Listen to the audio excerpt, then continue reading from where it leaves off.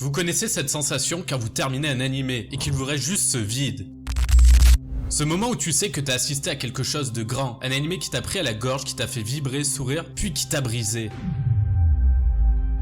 Après tout ça, lancer un nouvel animé, franchement ça paraît fade, presque inutile. Cyberpunk Edge Runner c'est exactement ce genre d'animé, celui qui te laisse pas indemne. Night City ne pardonne pas, ici les rêves coûtent cher et l'espoir encore plus. Chaque choix te rapproche soit du sommet, soit du vide. C'est dans cette histoire que nous allons suivre David Martinez. David Martinez, c'est un gosse de rue qui a voulu changer son destin. Va prendre ce truc et me l'installer, il est grand temps que je me chrome la gueule.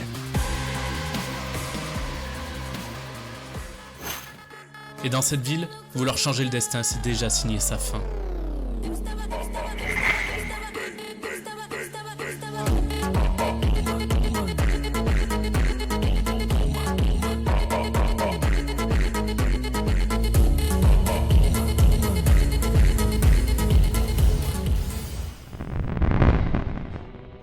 L'animé prend donc place à Night City, en suivant David Martinez, un street kid qui a étudié à Arasaka. On comprend très vite qu'il n'est pas vraiment à sa place, que cette chance lui a été donnée par sa mère qui travaille énormément, afin de lui accorder un avenir radieux au sommet de Arasaka.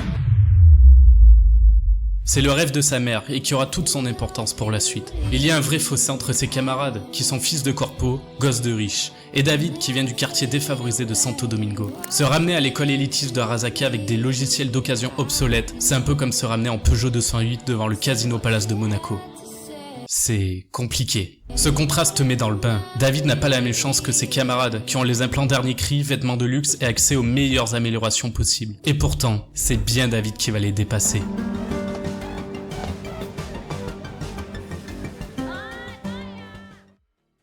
Les inégalités, David pensait les connaître, les voir chaque jour dans les rues crasseuses de Santo Domingo, les sentir quand ses camarades d'Arasaka riaient de lui, renforcés par leurs implants dernier cri. Ouais, il croyait savoir. Mais ce qu'il ignorait, c'est qu'il n'avait encore rien vu. Quand sa mère est laissée pour morte, étendue sur le bitume brûlant, la réalité s'impose avec une violence froide. La traumatime, ses anges gardiens blindés n'en ont rien à faire. Pas de contrat premium ? Alors pas de soins, juste un regard vide, un diagnostic sec et déjà ils repartent. À Night City, ta vie elle a un prix, et celui de Gloria Martinez, il ne valait pas assez pour qu'on la sauve.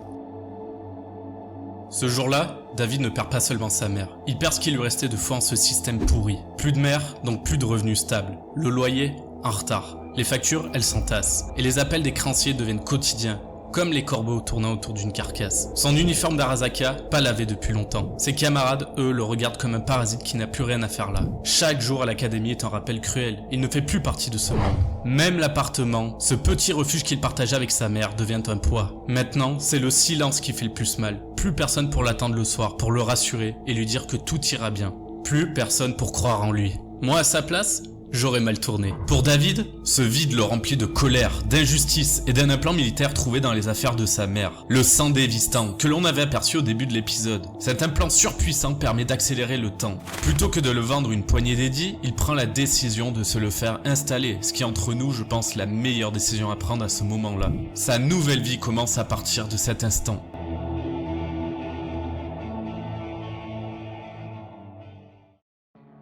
Par la suite, David fait la rencontre de Lucy, cette fille qui attire tout de suite son attention, et commence avec elle ses premières missions de vol de corpo dans les wagons. Il montre d'ailleurs déjà une étonnante résistance à l'utilisation du chrome, sans même utiliser d'immunodépresseur. Il en fait d'ailleurs un petit peu trop pour impressionner Lucy et pousse ses limites trop loin, ce qui oblige Lucy à le sauver. Ouais, les gars, avec une fille comme Lucy, on aurait tous fait pareil.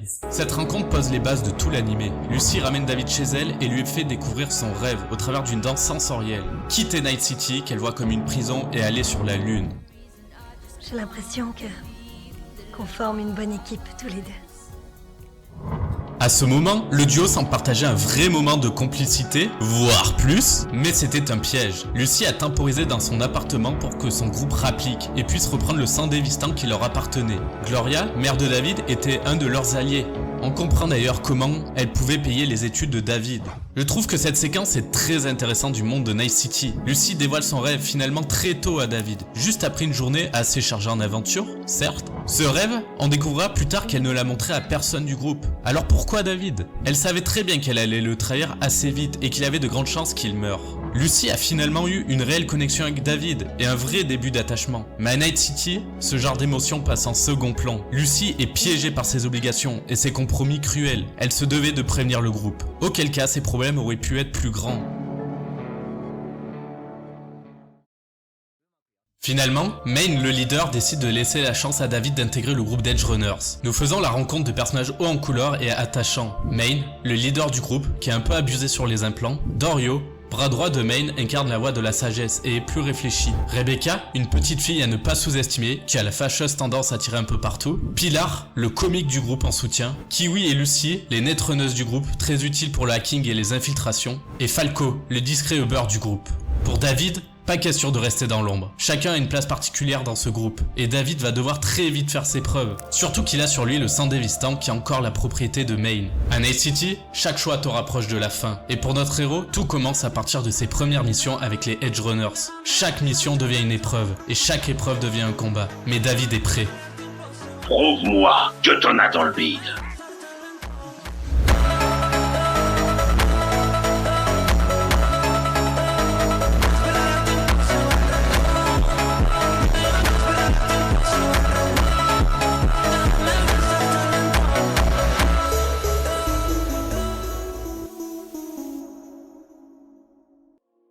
Finalement, David a trouvé sa voie au travers du groupe d'Edge Runners. Il y trouve notamment aussi une nouvelle famille. Si sa relation avec Lucy est pour le moment toujours aussi froide, il va très vite trouver une figure paternelle auprès de Maine, qui va lui prodiguer ses conseils.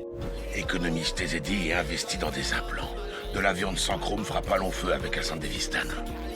David occupe une place assez simple au sein du groupe d'Edge Runners. Il se repose surtout sur son sang dévastant et ses principes. Il refuse de recourir aux armes à feu et n'abuse pas de ses implants, limité à quelques améliorations basiques. On pourrait croire qu'évoluer à Night City est grisant. Il n'est plus l'étudiant perdu, mais un membre à part entière d'une équipe soudée, avec qui il partage des moments de complicité, de confiance et même d'espoir. On se surprend même à penser qu'il a enfin trouvé une famille, un équilibre dans ce chaos. Mais le danger de la cyberpsychose n'est jamais très loin.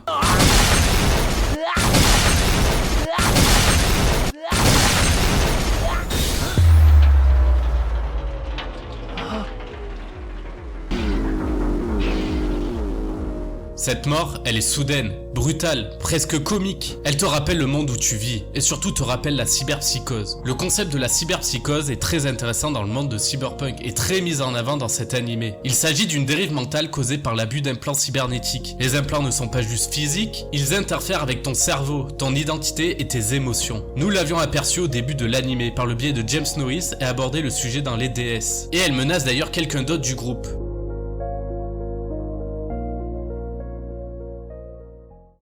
Au départ, la relation entre Lucy et David est loin d'être harmonieuse. Leur premier contact se fait sous le signe de la méfiance, voire de la trahison. Lucy le manipule, le piège, et David se sent blessé. Ce choc brise d'emblée toute illusion de confiance. Entre eux s'installe une froide distance, un mélange d'amertume mais avec une curiosité réciproque. Chacun garde ses secrets, chacun avance masqué. Pourtant, à mesure que les missions s'enchaînent, un lien discret commence à se tisser. Lucy, d'abord insaisissable, laisse entrevoir des fragments de sincérité. David, malgré sa colère, est clairement attiré par elle. Dans les rues de Night City, au milieu du chaos et de la violence, ils apprennent à se lire, à se couvrir et à se sauver mutuellement. Ce n'est plus seulement une coopération forcée mais une confiance fragile. La mort de Pilar marque un tournant. Ce drame agit comme un électrochoc. Le masque tombe, face à la mort, Lucy et David cessent de jouer un rôle. C'est à ce moment-là que leur lien prend racine, non plus dans la méfiance mais dans la nécessité de se comprendre, de ne plus être seul dans un monde qui les broie. Lucy prévient d'ailleurs David avec une phrase très significative.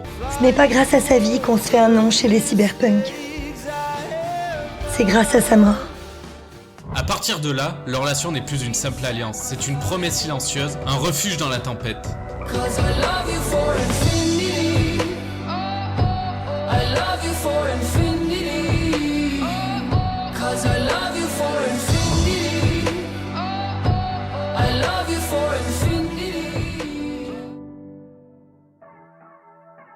Chez Maine, la cyberpsychose n'arrive pas d'un seul coup, mais s'installe insidieusement morceau par morceau. Au départ, c'est à peine perceptible, quelques trous de mémoire, des gestes un peu trop brusques, une tension dans le regard. Au fil des jours, son corps cède de plus en plus place à la machine et son esprit peine à suivre. Maine devient irritable, violent, parfois incohérent. Les accès de colère se multiplient, entrecoupés de moments de lucidité où il se raccroche désespérément à son rôle de leader. Mais la technologie qu'il habite finit par étouffer l'homme qu'il est. Quand la cyberpsychose s'empare complètement de lui, ce n'est plus le Maine que les Edge Runners sont en face d'eux, mais une bête mécanique, déchirée déchaîné, incapable de reconnaître ses compagnons. Son corps surpuissant devient une arme, incontrôlable, et tout ce qu'il avait construit menace de s'effondrer.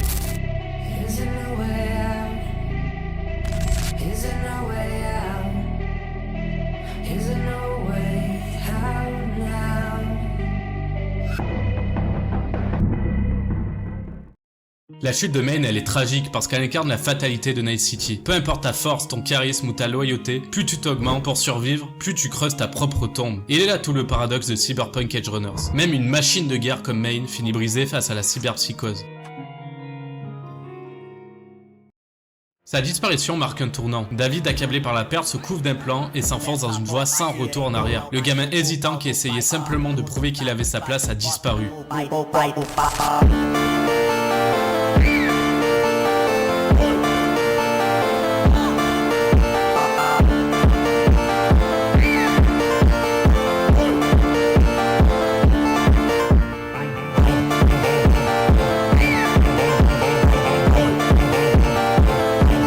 特別」って言ってほしいね。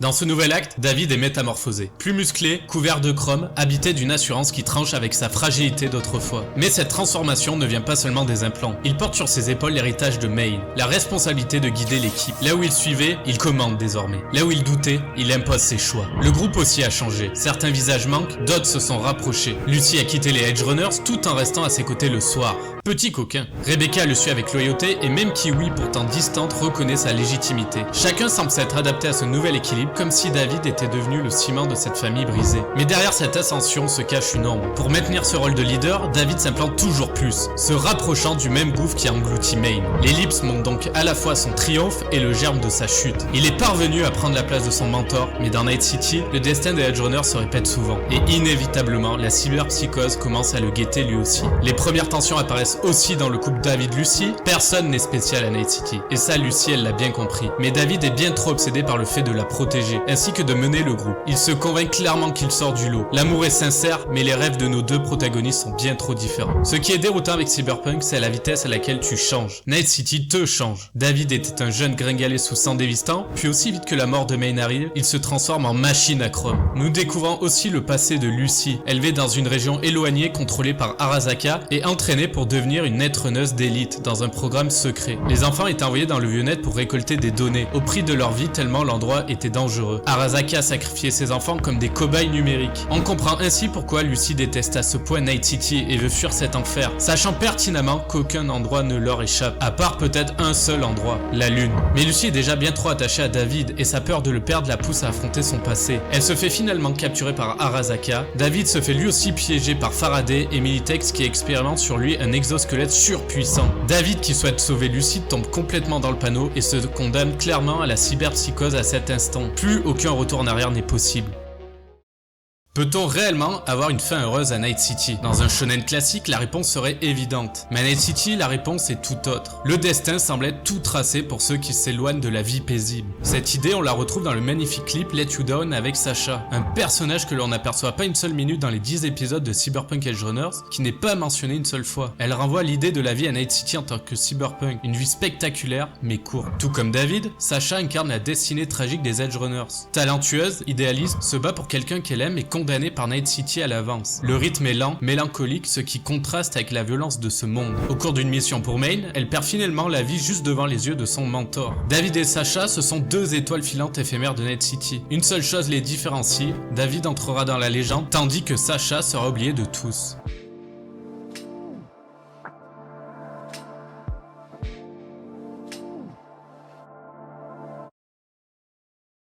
Revenons-en à notre histoire principale. David, après une course-poursuite folle et à moitié cyberpsycho, arrive finalement à la tour Arasaka, l'occasion de nous rappeler le chemin parcouru. Alors tu vas travailler dur et grimper des échelons jusqu'à arriver au dernier étage de la tour Arasaka. Tu en es capable. Je ne connais personne d'aussi intelligent que toi. Maman, regarde, je suis au sommet de la tour Arasaka.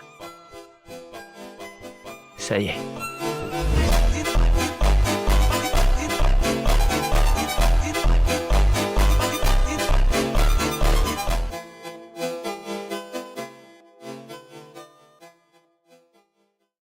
Finalement, David fait face à Adam Smasher, la légende de Chrome de Night City. Adam Smasher ne représente plus rien d'humain, l'aboutissement du Chrome sans aucune émotion ni humanité.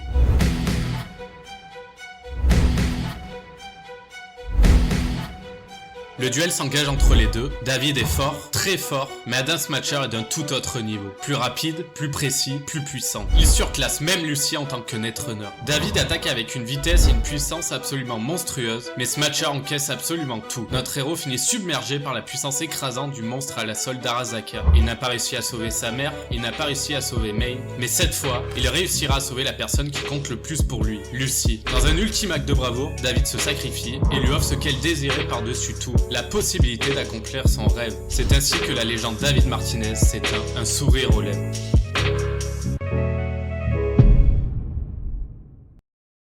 David, c'était juste un gosse des rues, un mec qui aura tenté de s'élever dans une ville tentaculaire remplie de corpos et de corrompus. Quand tu n'es gosse des rues, tu te mets à rêver toujours plus grand. Lucy, elle, voulait juste s'échapper. Elle aura passé sa vie à courir, à fuir ce monde et cette vie vers son rêve ultime. Elle n'a jamais eu l'idée de devenir une légende ou la netrunneuse d'élite qu'elle était. Le groupe de May n'était pas juste une bande d'edge runners, c'était la famille que David et Lucy n'ont jamais eue. May, avec son charisme brut et son leadership impitoyable, devient pour David une figure paternelle qu'il n'a jamais connue. C'est lui qui l'intègre dans ce monde violent, qui lui apprend à se battre, à survivre. Mais au-delà de la guerre des rues et des cyberpunks, c'est dans les moments de fragilité partagée que David se forge une véritable loyauté envers ce groupe. Maine, Dorio et le reste de la bande leur offrent plus qu'une simple protection. Ils leur offrent un semblant de normalité, une illusion d'appartenance. Cette histoire des Edge Runners, elle aborde des thèmes de transhumanisme. Plus on cherche à dépasser les limites humaines, plus on s'éloigne de soi. Des thèmes aussi de fatalité. N'importe qui vivant à Night City est condamné. Il suffit de voir la bande-annonce de la saison 2 de Cyberpunk. David meurt, Night City continue de vivre.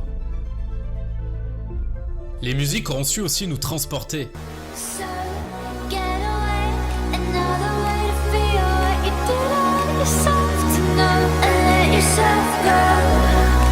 Qui n'a pas apprécié cette OST qui colle si parfaitement à cet univers? La fidélité à l'œuvre originale qui, je le rappelle, est un jeu vidéo. Tous ces clins d'œil, ces easter eggs cachés, que ce soit dans l'animé ou dans le jeu, tout est relié. C'est comme cela que l'on réalise une œuvre fidèle qui respecte la matière d'origine et tout cela en 10 épisodes, je le rappelle. Ça en est presque trop court. David et Lucy ont traversé ensemble Night City, une ville où les rêves se payent toujours trop cher. Leur duo, né au milieu du chaos et de la violence, a défié la logique d'un monde qui broie les nouveaux venus. David a choisi la légende au prix de sa vie, tandis que Lucy a poursuivi son rêve le plus cher. Ensemble, ils ont prouvé qu'au cœur de cette ville impitoyable, l'humanité pouvait encore briller. À Night City, les rêves se brisent, les espoirs fanent, la ville est si cruelle. Mais parfois, l'amour survit juste assez longtemps pour toucher les étoiles et entrer dans la légende.